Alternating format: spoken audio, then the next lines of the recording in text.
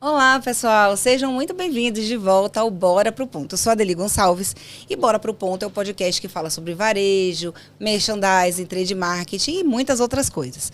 Hoje a gente continua aquele assunto muito legal que a gente estava tratando no episódio anterior com a nossa convidada Rafaela Ferreira, que vocês sabem, é a filha do João. Ela escreveu o livro João, de imigrante nordestino a fundador de supermercado, que vocês precisam ler. Eu ganhei o meu no último episódio, estou curiosíssima, louca para ler esse livro. E ela já contou pra gente muitas coisas que tem aqui no livro. E agora a gente vai dar continuidade ao bate-papo falando sobre o futuro. A gente falou sobre origem e agora a gente vai falar com ela sobre esse legado e como que ela, quais os desafios que ela tem para transformar esse legado em inovação, por exemplo.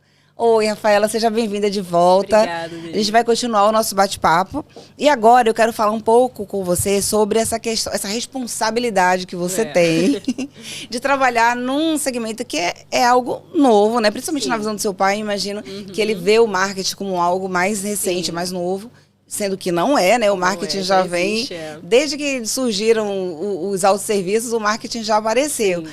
Mas, sim, para quem tem aquela estrutura raiz, tem uma dificuldade até para investir nisso, né? Sim, verdade. Como é que é você para lidar com esse legado todo e trazer inovação? Como é que você consegue fazer? Então, eu acho que a gente tem que respeitar o que já funciona, né? Respeitar ali, porque uma história já foi construída, como a gente falou no episódio anterior, eu cheguei ali depois. Então, tenho que respeitar o que já está funcionando, entender que existe já um hábito do público. E o que é isso? O que para muitos pode parecer ainda leigo ou não funcionar, ainda funciona. Sim. É só saber fazer de forma coerente, né? Metrificando direitinho, dividindo direitinho, que é carro de som, distribuição de encarte. As pessoas já olham isso, nossa, é um custo absurdo. Carro de som funciona mesmo? Carro de som funciona. Carro de som funciona. É óbvio que a gente não vai ficar ali gastando horas de carro de som, Sim. mas em períodos estratégicos. Por exemplo, a gente abriu nossa loja de Santa Luzia. E tem gente ali do lado que não sabe que a gente faz entrega, coisas do tipo. Mas por quê? É uma galera que está acostumada a ouvir carro de som, e já lembra logo do Mercado João. Opa, tem Mercado João em Santa Luzia. Então agora com essa nova loja, a gente faz muito focado para ela. Porque o pessoal do Catarina, do Jardim Catarina, né, nossa primeira loja, já se educou, já sabe o que a gente faz. Então agora é hora de movimentar esse novo público. E a distribuição de encarte, porque é aquilo, a gente faz, muitas vezes tem que fazer até um caminho inverso, ensinar o consumidor a baixar um aplicativo, a mostrar, né, as nossas inovações. Nem todo mundo que está na rede social está ali para olhar a oferta. É, verdade, né? verdade. Muita gente já está ali, já entende, já sabe o nosso calendário de oferta, já sabe o que esperar de cada dia da semana. Sim. Então, tem que respeitar o que funciona e também a vontade do meu pai, né? Porque se ele falar pra mim, não, tem que continuar, eu vou falar o quê? Tem que continuar, é a vontade dele. Ele chegou ali primeiro e é isso. Então, a gente vai trazendo inovação, mostrando que funciona aos poucos. Tem uma teoria que eu gosto muito, que tem um livro que eu li, que é a Startup Enxuta. Tem uma teoria que é do produto mínimo viável. É a gente começar com o básico. Começar sem gastar muito, mas mostrar o resultado. Ver que está dando resultado, aí a gente vai avançando, né? aos pouquinhos. Porque muitas vezes a gente já quer começar com tudo muito, muito bom, muito maravilhoso, uma equipe de marketing enorme, mas não, a gente tem que construir, né, esse resultado. Então, eu acho que é basicamente isso. A gente vai ali dando uma ideia, vai fazendo uma campanha, ele vai vendo, vai se animando. A própria corrida, por exemplo. Sim. Eu falei, vamos fazer a corrida do João? Aí todo mundo ficou meio assim... Já aconteceu ou vai acontecer? Já aconteceu no ano passado e esse ano ainda vai acontecer. Dia quando vai ser? 15 de março. Eu não sei quando esse olha, episódio vai ao ar, né? Vai antes ou depois? Eu acho que antes. Antes? Então, vai ser dia 15 de março. E agora já tá todo mundo super animado com a corrida, sabe? Todo mundo dando várias ideias, mas no início fica aquele medinho, como tudo que a gente cria, né? Como eu falei até no episódio anterior, o Halloween. Halloween é uma coisa que não é tão da nossa cultura, do brasileiro, mas que está crescendo, assim como o Dia dos Namorados. É uma data também que vem crescendo no varejo. Verdade. Então, a gente tem que ir explorando aos pouquinhos. E aí, a gente trouxe pintura artística para as crianças na loja, fez festival de melhor fantasia. Assim, foi um sucesso, os funcionários todos fantasiados. Então, assim, dá pra gente adaptar com a alegria do brasileiro, sabe? E tem dado muito certo, graças a Deus. É que eu acho que o varejista raiz, ele fica... Obviamente, né? Preso a resultados financeiros, digamos assim. Sim. E que não deixa de ser importante. A gente tem que pensar em tudo isso e ainda, né? É verdade. Só que existem estratégias de marketing, quando a gente fala de marketing, que são muito mais relacionadas a criar relacionamento. Exato, isso aí. Tipo a corrida. Eu Exato. imagino que seja muito mais focada e direcionada para esse tipo de resultado, né? A gente vê aí, né, o hábito do consumidor tá mudando. Todo Muito, mundo tá muito. falando muito em wellness, tá falando em vida saudável. Tantas empresas aí que a gente nem imaginava trazendo muita proteína em seus produtos. Eu vi até água com proteína, gente. Sim. Então, assim, o mix está mudando, o cenário está mudando, tem um novo consumidor surgindo. Então, a gente também precisa se adaptar. A loja precisa se adaptar, sem dúvida. Tem que olhar para esse público, de certa forma. Sem dúvida. Né? Eu li uma matéria recentemente que já tem grandes redes que estão mudando, né, a própria estrutura da loja para ter partes de saudabilidade maiores. Sim. Eu tive até um convidado que também trabalha com produtos de saudabilidade, foi o Rafael. E ele já trouxe algumas informações dessas pra gente. Muitas dessas mudanças provocadas pelo consumo do GLP-1, das canetas, né, emagrecedoras, sim. Que está muito disseminado de fato e a tendência é aumentar ainda mais. Não é um comportamento temporário que vai passar, um comportamento que vai aumentar, porque vem aí quebras de patente, inclusive já tem uma delas que quebrou a patente recentemente, né? E as pessoas vão consumir cada vez mais, vão usar cada vez mais e vão mudar cada vez mais o hábito de consumo, sim, né? E isso vai mudar na quantidade que a pessoa consome, né? Na quantidade que a pessoa compra. A gente já sente um pouco também na parte de bebida alcoólica. É um nicho também que a gente vem sentindo. Mas aí, em contrapartida, criou-se muita cerveja sem álcool, drink sem álcool. Sim. Então, a gente tem que ficar atento a esse novo consumidor. Sem dúvida. A gente não pode deixar de vender. A gente está ali para atender a todo mundo e pensando nesse cenário. Eu não posso perder de um lado. Eu tenho que ganhar também. E vamos. Se a galera está investindo mais em drink sem álcool, vamos ensinar esse consumidor a fazer. Vamos mostrar como é que se faz. Vamos mostrar as novidades. Vamos trazer mais cerveja sem álcool pro mix, porque antes falava em cerveja sem álcool, não, compra um pouco, não precisa comprar muito. Hoje em dia, verdade. A venda só aumenta. Exemplo, refrigerante zero também, a venda tem crescido, né, gradativamente e é bem legal. Eu conheço muitas famílias que pararam de tomar o normal, né, o comum, para não falar marca, mas só tomam sem açúcar. Exato. Mudou mesmo o hábito, totalmente. A gente percebe muito, muito isso.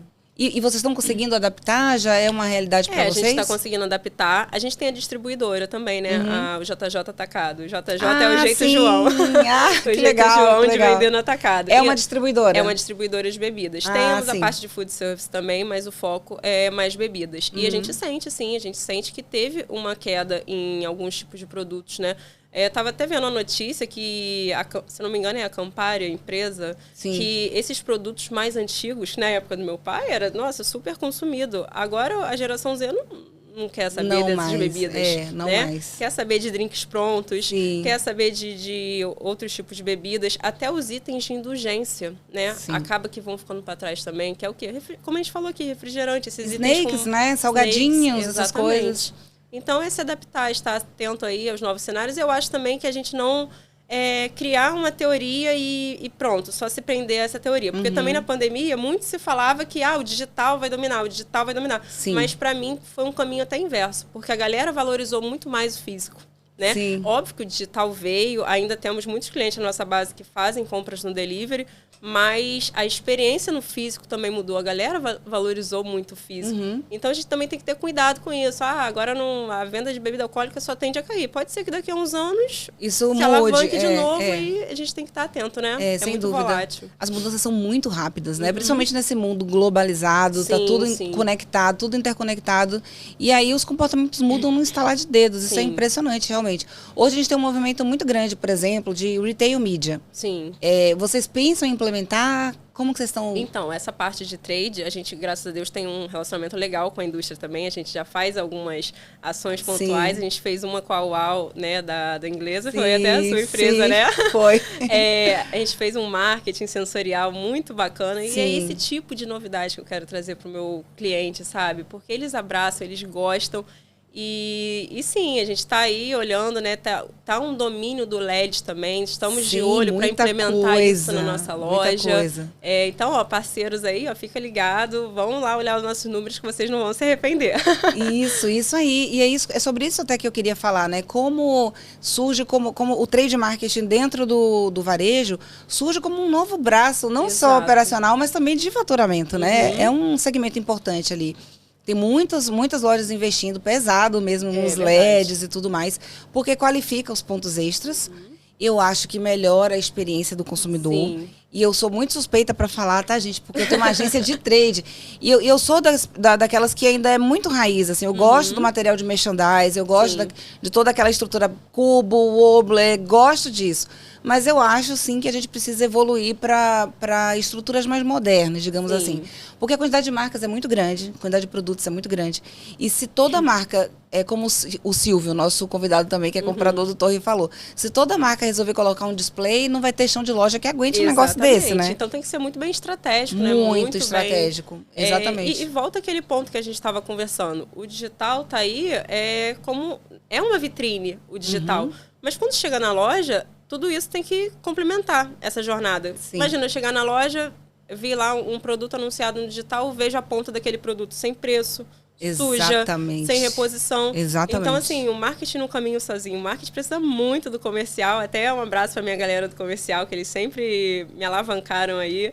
E precisa da reposição bem feita. Toda a comunicação tem que estar alinhada. Se fosse só eu, né? Existe um estigma, né? De que marketing comercial é fight o tempo inteiro.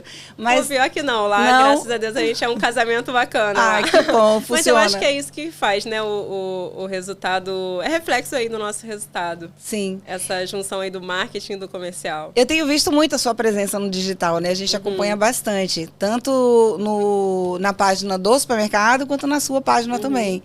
Você é uma excelente comunicadora, por falar nisso. Obrigada. Fazer esse elogio aqui, uma excelente comunicadora. E é muito interessante perceber nitidamente como você está trazendo essa roupagem moderna para algo que é perceptivelmente raiz, tradicional, né? É tradicional. E você já disse que você encontra um pouquinho só de resistência, mas consegue ultrapassar algumas barreiras. Mas o que você imagina assim, para o futuro do supermercado do João? Eu acho que assim, a gente hoje, né, nós temos 2 supermercados e a distribuidora, 3 lojas no total. Eu acho que é um momento de arrumar a casa, organizar a casa e ficar de olho nas oportunidades, né? Mas é o que eu sempre falo, é o básico bem feito, manter o básico bem feito, que acho que não tem cereja do bolo, é fazer isso.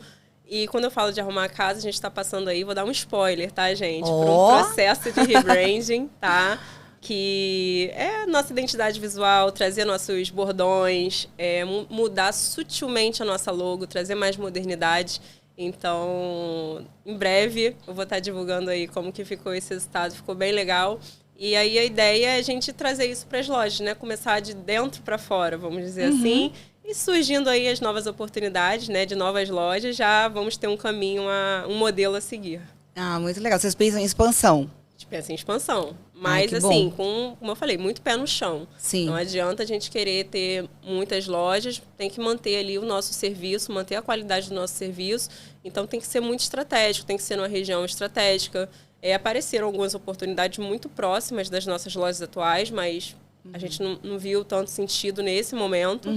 E olhar para alguns pontos mais estratégicos, né? Muita gente lá no município de São Gonçalo pede, abre uma aqui, abre uma... Sim, a gente fica doido, assim, muito feliz, sabe? Uhum. Das pessoas quererem a gente ali perto, mas tem que ter um pezinho no chão e muito estudo, muita estratégia, muito planejamento, claro.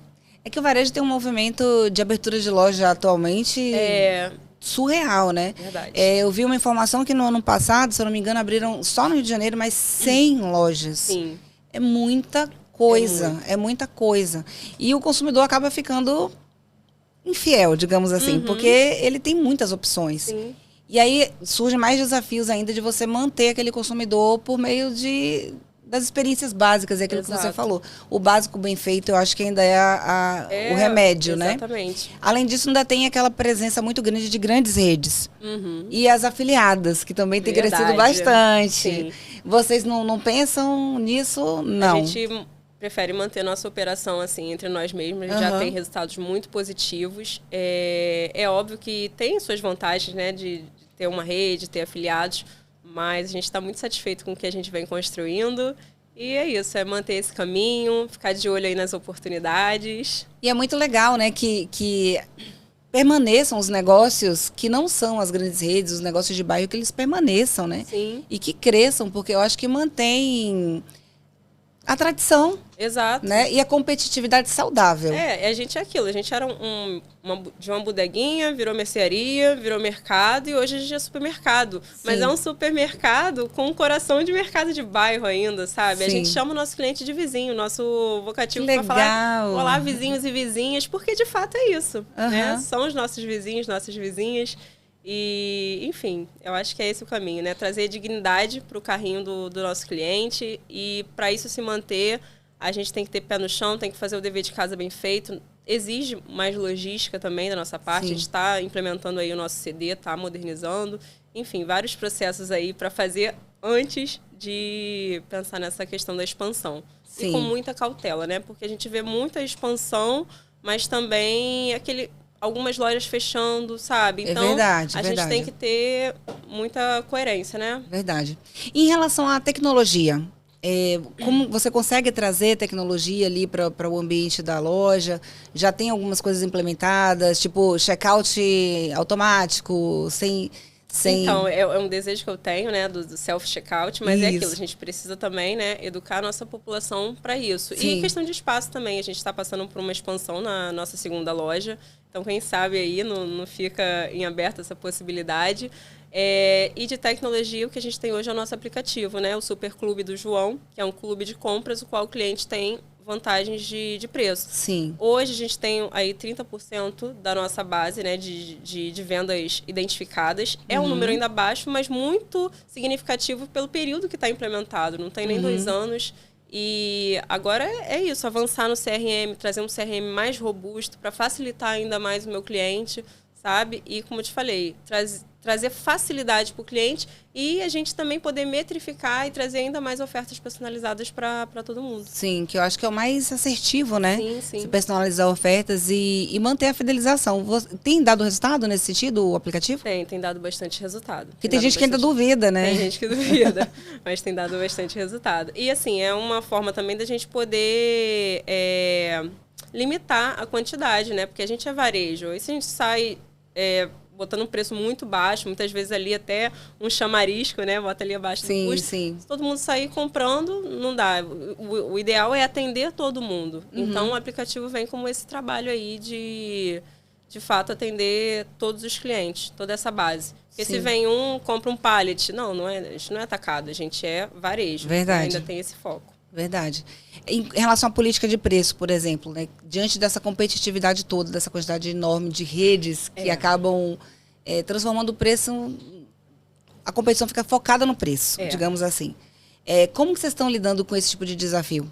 Então, acho que aí o marketing entra até como para fazer esse trabalho, para mostrar que a gente não é só preço. É óbvio que o preço é importante. Muita gente cai nesse...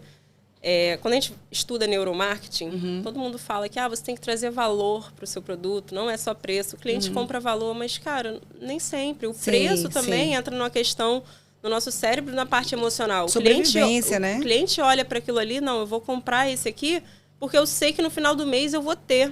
E vai sobrar para eu ter um momento de lazer, vai sobrar para eu, enfim, para outra coisa que eu tenho em mente. Então, o preço é importante, mas também... chega a questão da confiança. Sim. Eu vou no Mercado do João, porque lá no Mercado do João eu me sinto em casa, eu tenho acesso ao João, eu tenho acesso aos funcionários, eu sou bem atendido, lá ele me traz experiência. Então, tem todo esse trabalho para mostrar para o cliente que preço é importante, nós temos o preço, mas não só isso, nós vamos também te atender com muita humanidade. E é um dos nossos bordões, né? Aqui o barato não sai caro. Então, legal. É isso. Legal. O simples com excelência, sempre, né? Sempre. Exatamente. E é muito bom perceber que tem varejistas com essa visão de olhar para o seu público e para as necessidades reais dele. Porque tem muita teoria por aí, tem muita coisa teórica. Você falou de neuromarketing, eu também estudei, eu fiz uma pós em neurociência e comportamento. Bacana, eu gosto muito e é muito legal. Realmente tem procedência cada pensamento desse, porém...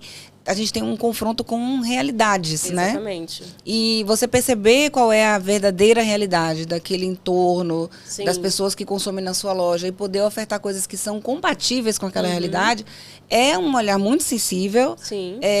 E que não é, como é que eu posso dizer, egoísta da parte de vocês. Exatamente. É diferente, é muito diferente ouvir isso de um varejista. Parabéns Obrigada. pela política. E em relação à liderança feminina, é uma coisa que eu gosto muito de falar. Dentro desse mercado, o varejo, ele é um mercado muito masculino, né? Sim. E eu vejo pouquíssimas lideranças femininas. Inclusive, quando eu vou procurar convidados, eu sempre procuro convidados femininos, mas é muito difícil de achar. É difícil, né? Convidadas. E como que você encara, você sendo uma liderança feminina, né, num cargo de liderança, de diretoria, você encontra resistência? Como que funciona isso? Então, hoje em dia eu acho que eu sei lidar muito bem com isso, né? Mas eu entendo, eu sei que é um caminho difícil, né? A gente lidar muitas vezes também com colaboradores homens, a gente sendo mulher, né? Tem aquela coisa, e próprios fornecedores também.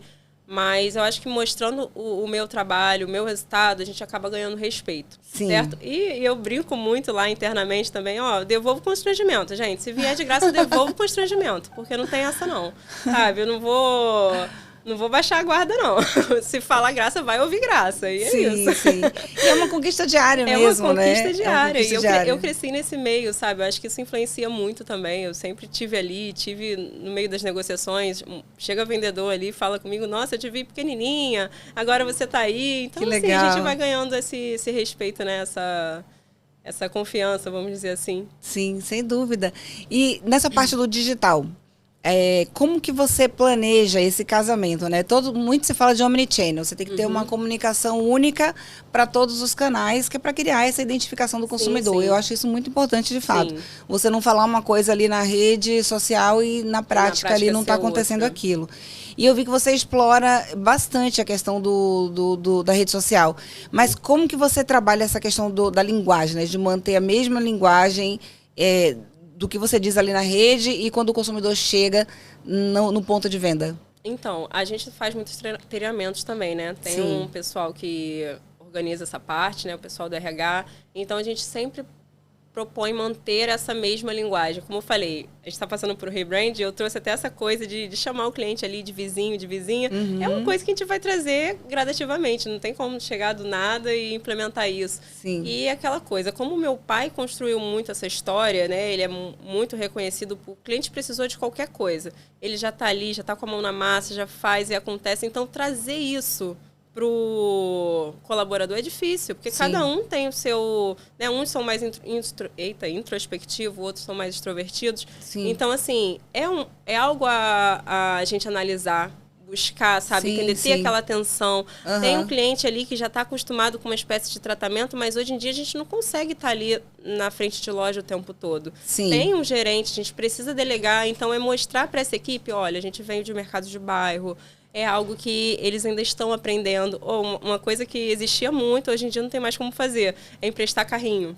Carrinho de compra. Para levar para casa? Para levar para casa. A pessoa ia lá, poxa, eu moro aqui na rua do lado. Vai lá, dona Maria, pode ir. Quem sabe que é uma pessoa, é um cliente recorrente, vai trazer de volta. Mas hoje em dia não tem como controlar isso. É um custo, é muito caro. Hoje em dia tem aqueles ferros na frente da loja para você não sair com o carrinho, né?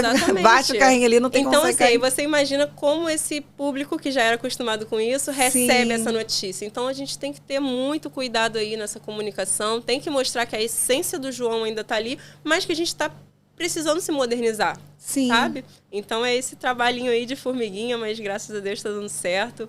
O pessoal também tem muita resiliência, paciência. Muitos clientes também entendem, né, essa questão e vamos aí, sabem que é pro bem de todo mundo. A sua comunicação é bastante descontraída, eu gosto, acho a linguagem muito legal. E tá muito na moda, né, os supermercados e lojas de varejo, eles fazem coisas engraçadas e brincadeiras e botam os funcionários lá para fazer trend e tudo mais. Mas tem uma medida para isso, né? Não é assim, vamos fazer qualquer coisa que é engraçado e vai dar certo. Como é que você encontra essa medida para fazer as divulgações que você faz? Eu acho que a gente tem que trazer uma certa originalidade, né? O que faz sentido ali pra gente, a gente replicar. Se for alguma trend que fizer sentido, acho super válido. E a questão dos funcionários, é engraçado que muitos vêm pedir, eu posso participar, eu posso... Jura? Alguns fogem, isso é fato. Quando me vem na loja, Rafaela, já vamos gravar. Eu, não, calma aí. Mas alguns vêm pedir, é muito bacana. A gente fez até um quadro com uma funcionária nossa, que ela sabe cantar muito bem. E ela veio até mim, ela falou assim, Rafa, eu tenho um dom, eu sei cantar. Será que você não conseguiria me dar um espaço e tal? Aí eu pensei, gente, como que eu vou trazer uma Tipo assim, aonde que eu vou encaixar isso? Aí tem o Alexandre também, que me ajuda nos vídeos. Aí a gente pensou num quadro. R$2 ou uma canção? Ai, não Porque acredito. Uhum. tem aquela trend, né? R$2 ou um presente, Um presente misterioso. Aí eu falei, R$2 ou uma canção misteriosa? Aí a gente fez, nossa, bombou, viralizou, sabe? Ela também teve um retorno muito bom, ganhou seguidores, tá trabalhando aí também com a internet. Então, assim, cara, é muito gratificante isso, sabe? E você recebe feedback dos clientes, assim, estão seguindo a rede social e aí eles comentam? Sim, é o tempo inteiro, vários feedbacks, eles gostam dessas trends também. E tem um quadro também que eles até participam. É Que mesmo? eu faço sempre, faço na Páscoa, faço no Natal. O cliente participa? Participa, passe suas compras dançando e ganhe um panetone, ganhe um ovo de Páscoa. Que legal. Eles se amarram, é muito e legal. dançam mesmo? Cara, ó, a gente gravou agora o de Páscoa, aí eu tinha acabado de botar, né, passe suas compras dançando e ganhe uma caixa de bombom. Já tinha gente na fila, vou participar, hein, Rafaela? Ó, muito legal. Muito bom, Essa é a muito vontade bom. de estar no bairro ali, de crescer, né, dentro disso, que a Sim, gente vai, conhece sim. o cliente, já sabe até que ponto a gente pode ir ou não, sabe? Sim. Poxa, muito legal. Eu acho que tudo que a gente conversou aqui serve realmente de exemplo e de base, né, para muita gente que está começando agora. Sim, sim. Tem muitos João começando por aí agora, né? verdade. Tem muitos. E que chegaram agora também, que estão ali pensando em abrir o seu negócio. É possível, né, Rafaela? É super possível. Depende de uma série de fatores, sem dúvida.